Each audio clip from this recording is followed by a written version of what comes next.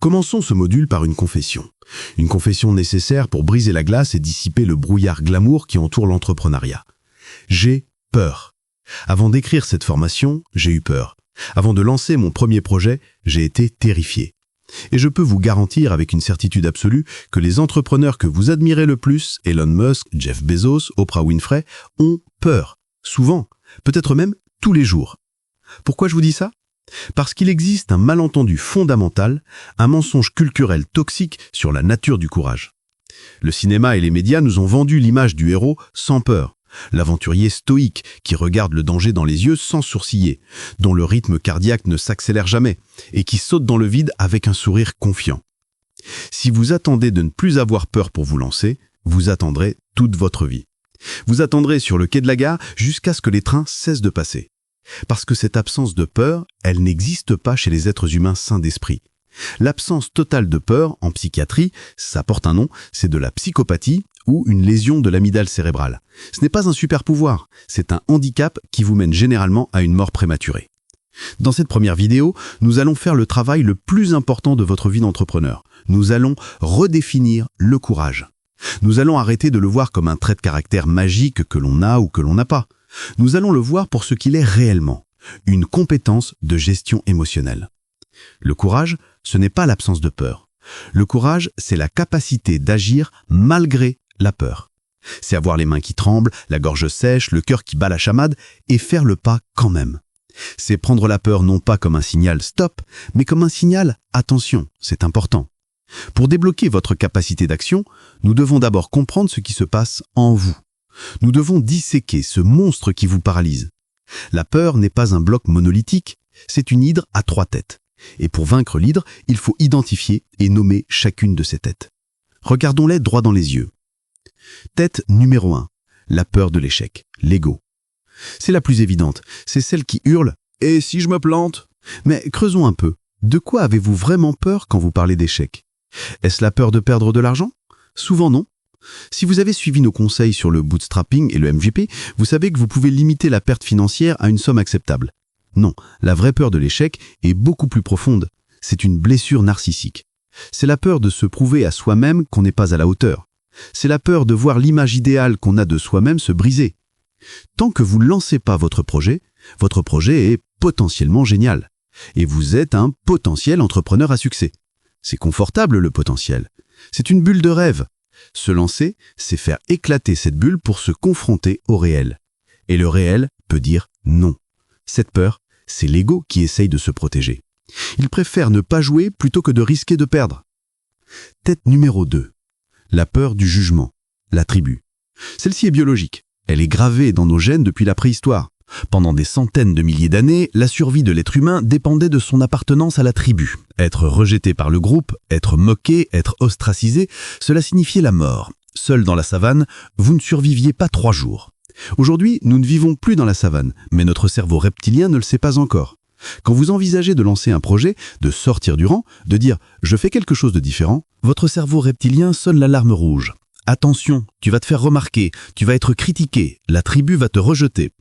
C'est pour cela que la perspective d'un commentaire négatif sur LinkedIn, d'un sourire narquois d'un ancien collègue ou d'une remarque sceptique de votre beau-frère au repas de Noël vous terrifie autant qu'un tigre à dents de sabre.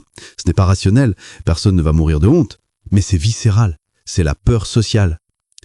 Tête numéro 3. La peur de l'inconnu, le vide. C'est la plus insidieuse, c'est celle qui vous dit « je ne sais pas ce qui va se passer et je déteste ça ». Le cerveau humain est une machine à prédire. Il déteste l'ambiguïté. Il préfère un malheur certain à un bonheur incertain. Entreprendre, par définition, c'est marcher dans le brouillard.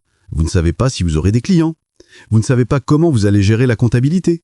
Vous ne savez pas de quoi demain sera fait. Ce vide crée de l'anxiété. Et pour combler ce vide, votre imagination, qui est très créative, se met à projeter des scénarios catastrophes. Elle remplit le noir avec des monstres. Vous ne voyez pas simplement un risque, vous voyez la ruine, la solitude, la catastrophe totale. Voilà, l'échec, le jugement, l'inconnu. Ces 3 peurs forment un mur invisible. La plupart des gens s'arrêtent devant ce mur. Ils font demi-tour, ils retournent à leur vie normale avec un petit goût amer de regret dans la bouche. Mais vous n'allez pas faire demi-tour. Vous allez apprendre à traverser le mur. Comment ? Non pas en niant la peur, mais en la déconstruisant, en l'analysant froidement, en allumant la lumière pour voir que les monstres ne sont que des ombres. Il existe une technique pour cela, une technique ancienne, utilisée par les philosophes stoïciens sous le nom de préméditation malorum. La préméditation des mots est remise au goût du jour par l'entrepreneur Tim Ferriss sous le nom de fear setting, le paramétrage de la peur.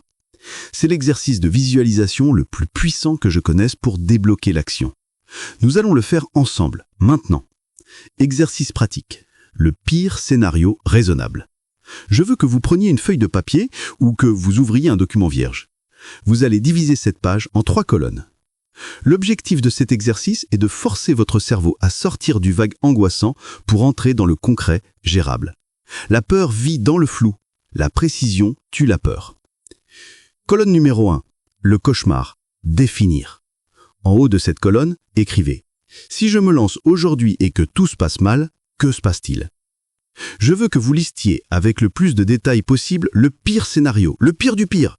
Ne restez pas dans l'abstrait. Je vais échouer. Non, soyez précis. Je perds les 5 000 € que j'investis.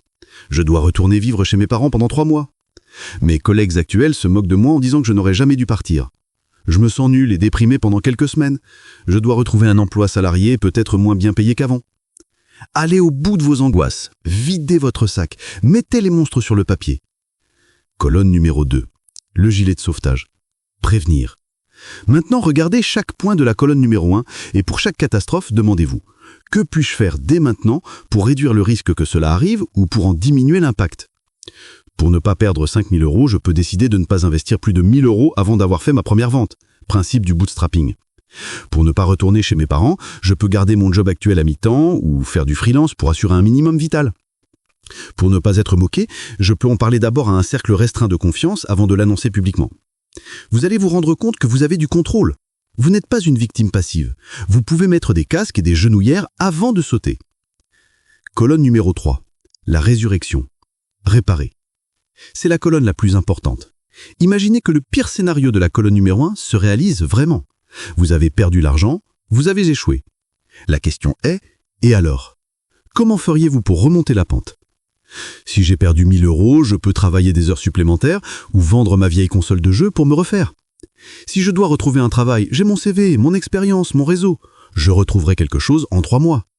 Si je suis déprimé, je ferai du sport, je verrai mes amis, je m'en remettrai comme je me suis remis de ma rupture amoureuse. En faisant cet exercice, vous allez réaliser une chose fondamentale. L'échec n'est pas irréversible. Dans le monde moderne, sauf si vous faites des activités illégales ou dangereuses physiquement, l'échec entrepreneurial est rarement fatal. On ne meurt pas de faim, on ne finit pas en prison, on ne vit pas sous un pont. Au pire, on revient à la case départ. On revient à la vie d'avant. C'est tout. Le sol n'est pas un abîme sans fond. Le sol est juste quelques centimètres plus bas. Si vous tombez, vous vous ferez un bleu, vous vous relèverez, vous vous époussetterez et vous continuerez. Le bonus. Le coût de la non-action. Une fois que vous avez analysé le risque de faire, je veux que vous analysiez le risque de ne pas faire. Car ne rien faire est aussi un choix. Et c'est un choix qui a un coût. Écrivez en bas de la page. Si je ne fais rien, à quoi ressemblera ma vie dans 1 an, 5 ans, 10 ans? Je serai toujours dans ce bureau que je déteste. Je me demanderai toujours « et si ?» Je verrai les autres réaliser mes rêves. Je deviendrai amer et aigri. Souvent, quand on fait cet exercice, on réalise que le scénario de l'inaction est beaucoup plus terrifiant que le scénario de l'échec. L'échec est une blessure temporaire. Le regret est une maladie chronique qui vous ronge jusqu'à la fin. Regardez votre feuille. D'un côté, des risques gérables, limités, temporaires, réparables. De l'autre, une certitude de stagnation et de regret éternel. Soudain, la peur change de camp. Vous n'avez plus peur d'agir, vous commencez à avoir peur de ne pas agir. Et c'est cette nouvelle peur, cette peur saine du statu quo qui va vous donner le courage de faire le premier pas. Le courage n'est pas une magie, c'est une mathématique émotionnelle. C'est réaliser que le danger est surestimé et que votre capacité à rebondir est sous-estimée. Vous n'êtes pas obligé de ne pas avoir peur. Vous devez juste avoir plus peur de ne pas vivre votre vie que de vous tromper. Maintenant que nous avons désamorcé la bombe de la peur, ou du moins que nous savons comment la manipuler sans qu'elle nous explose au visage, il est temps de passer à l'acte. Mais attention, on ne passe pas de la paralysie au sprint olympique en 1 seconde. Pour se mettre en mouvement, il faut comprendre la physique de l'inertie, et il faut utiliser une technique redoutable, celle du premier pas. C'est ce que nous allons voir dans la vidéo suivante.